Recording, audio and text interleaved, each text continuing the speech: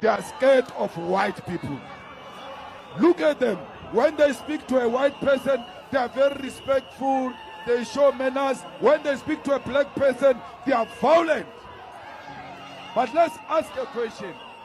After you marched and say you don't want Zimbabweans, you don't want Nigerians, you don't want Ghanaians, you close shops, you march, why are you not coming back to tell us the following day that after that march, we expelled 10 Zimbabweans, and out of those 10 Zimbabweans, we're able to give 10 South African jobs? There is no such a report. Why? Because now kabakuba ma Zimbabwe hauna misebetsi batho ba le ba ma Zimbabwe ba etsa mesebetsi e lona le sa batle go etsa because those are slaves jobs. They don't pay anything. You want proper jobs. You want a job with a pay slip, with an appointment letter, with pension, with medical aid, and you deserve it. But why are we fighting each other? It is the same people who made us fight each other during apartheid, black on black violence. They sponsored it. The same provinces where blacks were killing blacks during apartheid, sponsored by apartheid government, is the same provinces where blacks are beating blacks today. The script is the same. The right of the script is the same. After removing a black child from school, when the black children were removed from school with bullets in 1976, when our parents were removed from school because they did not have school fees, I must play that role. Me, I will never do it. I'm not going to take a pregnant woman out of a clinic because she's not South African. She gives birth of an African child at the gate, and that child dies. And you want me to do that and be proud and look at my children and say, I'm a proud father after I stopped life, after I killed someone? I will not do that. I did not join politics to be voted for. I was too young when I joined politics. These positions that I have came as a result of my participation. I am not in politics to be elected. That is a clear, reasonable, and a very sensible message from the leader of the EFF, the Economic Freedom Fighters, Julius Malema, to the xenophobic South Africans. It makes sense, because how can an African, a black person, stand against his or her fellow black person, forgetting the real oppressor? This doesn't make sense in any way. When is that march going to Cape Town? Because a lot of illegal immigrants, white immigrants, are in Cape Town. Let's see them going to Cape Town and asking whites to produce their IDs. The same way here in Northwest, a lot of whites say they own land. If you ask them to produce a title deed, they don't have. They gave each other the land early 90s when they saw that democracy was coming. So many white people are here in South Africa, illegal labor. They must be treated the same way we treat others. But now they are even worse. They've got our land. How na le fast? Narula economic freedom. O shapa le Zimbabwe liatamaya. You remain landless. How na le Zimbabwe le le fast? Le fast le kamara matso amakhuwa. How na le Zimbabwe le factory, le nang le mine, le nang le bank. You are fighting over useless things. They are distracting you so that you focus on each other while they are stealing our minerals, while they are stealing our land. Vukataki. This is the time you must be more awake. They are distracting you. They say foreigners have taken jobs from you. Go for them. You go there. They take everything. That's what they did during apartheid. When we were supposed to get our freedom, they started a fight between ANC and IFP. Instead of concentrating on fighting for freedom, we got distracted and killed each other. Who took the weapons to KZN? It was apartheid soldiers. Bought a lot of ammunition, took it to KZN. That's why till today, there are a lot of illegal guns in KZN. Those guns were delivered by the apartheid government, arming blacks to fight one another. Today, they don't give you guns. They put in your mind wrong ideas for you to hate each other, concentrate on one another, while they continue to benefit the minerals of our world. We need to focus, comrades. Not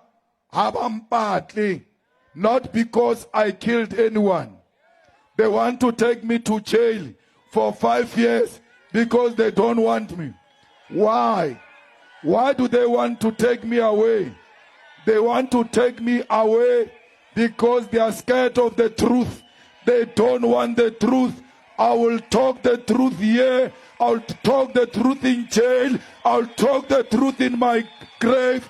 No one can ever kill my ideas. My ideas are out there. No one can ever arrest my ideas.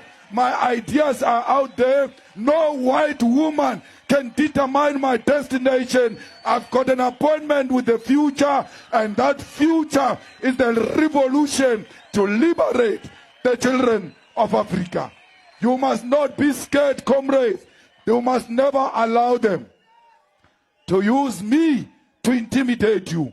No one must use my name to intimidate you. Continue to fight for the truth. Continue to tell the truth. Do not be shaken by my sentencing, because that's what they want. They want you to be shaken. I'm not shaken. If I was not married with children, I was not going to appeal it. I was going to go there and come back. But as a responsible family man, I might be strong. My wife might not be strong. My children might not be strong. And my jail can destroy them. For them, I shall appeal it until I get my freedom, so that my family is in a better position. Most of the times they come up with conversation like you must be legal in South Africa. But these attacks on African immigrants or African foreigners got nothing to do with documents. Either you have documents or not, they say you must leave. That is the aim. That is the purpose. You must leave. They don't want you. It's not about you having documents or not. It's not about you being legal or illegal. They want you to leave. And their target is the black African. Exactly ones who looks like them. Black on black hate. And this doesn't make sense in any way, because the real oppressor, the real target is what you are afraid of. Just like what Julius Malema was talking about. You are afraid of the one who owns almost 90% of your land. You are afraid of the one who controls your economy. And you are blaming the African immigrants who comes with his or her own skill to operate. Many of them are not illegal. Many of them are documented. But yet, you want them to leave because you hate yourself. If you hate your fellow African, it's a direct target to yourself. You hate yourself. Self-hate, as I always say, it is a self-destruction. More of the time, a lot of people address these xenophobic attacks in South Africa based on hate. But to me, I think it got something to do with education. Because if you are educated enough, you will not leave the owners of the land and attack the African immigrant who is just in the country to hustle. That person has nothing to do with your poverty. That person got nothing, absolutely nothing to do with your struggles. The person who has taken everything from you, including your land, is not a person who looks like me. Definitely not the African. Definitely not your fellow black people. What is happening? I think it got something to do with education, because more of the time I meet South Africans who ask me, are you from Africa? Or do you think here is Africa? These two questions. Do you think here is Africa, or are you from Africa? Meanwhile, South Africa is in the southern part of Africa. The real name is Azania, and they call it South Africa. And this country is in the continent of Africa. But the black people meet you and ask you, are you from Africa? It doesn't make sense, right? Sometimes you ask yourself, what kind of education are they pursuing? Because their mentality, their sense of reasoning, excuse me by my language, sometimes it doesn't add up. It doesn't make sense at all. We all understand that you started real education after 1994. That is not long time ago. But at least up to now, after 30 and over years, you must be able to, reason with your fellow Africans. You must catch up. You must know who you are and know who wants your downfall and who wants your betterment. No African, no black person wishes evil or bad for any South African. If we wish you evil, if we wish you destruction, we wouldn't have helped you during the apartheid days to get your freedom from the apartheid government, from the apartheid system. The frontline states help you. Most of your leaders ran or went into exile in some of these African countries. But today, what are we seeing? You are chasing them. Is it the way of thanking them for what they did for you to get your freedom? This is absolutely disgusting.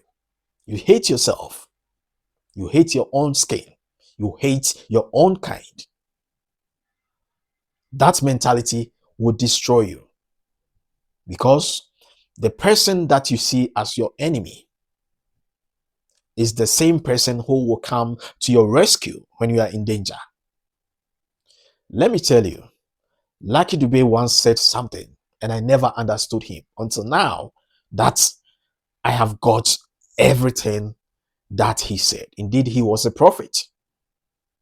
Lucky Dube said, and I quote, "Not every black man is my brother, and not every white man is my enemy." This is the words of Lucky Dube, because your own brother can turn against you, and people that you suspect they are your enemies can be your best friends. Emancipate yourself from mental slavery, dear black South Africans. We are brothers and sisters, and nobody wants to take your country from you. Nobody wants to unite in your country. Nobody wants to take your job from you. Those who are responsible for whatever situation that you are in today, definitely not someone who looks like me. A word to the wise, it is enough. Thanks for watching. Like the video, share it, and subscribe to the channel. Please drop your comment at the comment section. My name is Don Cyrus. Stay awesome.